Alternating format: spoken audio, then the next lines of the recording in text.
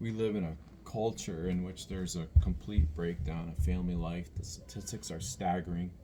The divorce rate's more than tripled over the last few decades. The USA, not surprisingly, has the highest divorce rate in the world. 50% of today's teenagers aren't living with both parents.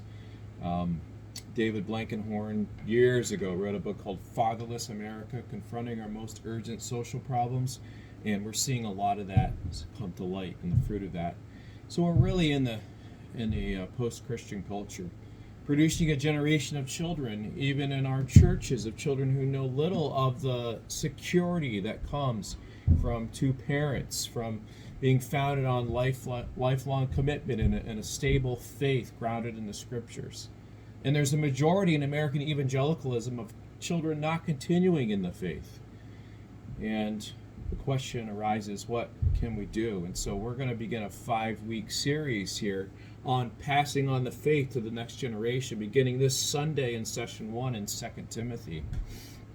And 2 Timothy is so rich, you might wonder, what in the world does 2 Timothy have to do with passing on the faith? And that's really what 2 Timothy is all about, having a stable culture in our churches here that passes it on from one generation to the next, like 2 Timothy 2:2 talks about.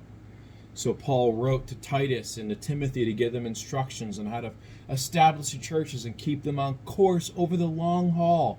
And the specific context of 2 Timothy is for Timothy to keep the faith and to keep this going, the sound teaching and the living that comes out of that from one generation to the other. And in 2 Timothy chapter 3, he describes the culture during the last days. And in this session, he talks about the breakdown of the family. And one characteristic of that generation is they are marked by disobedience to parents. Their households where families are led astray by people entering into them and persuading them.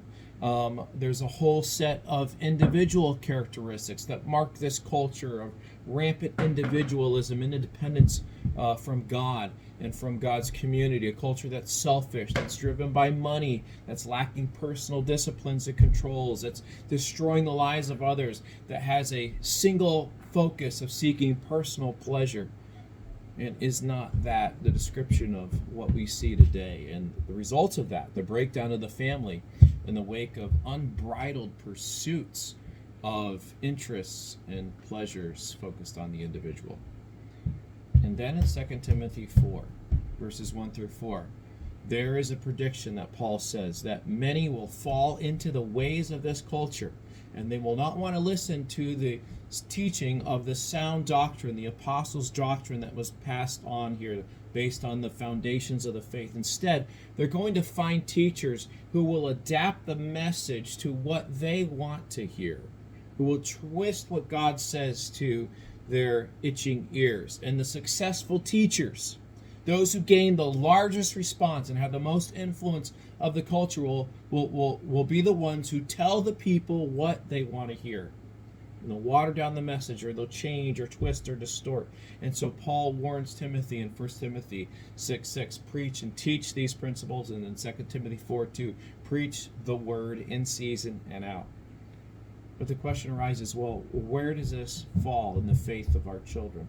What does this have to do? And what does this section in 2 Timothy 3 teach us about the trajectory of our children in this type of culture? And the first principle is fairly obvious. First, they're part of a generation that is very much like this one in the passage.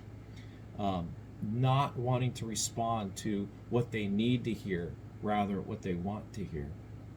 They're not going to accept the teaching and build their lives around the first principles. So our children are going to be in the minority.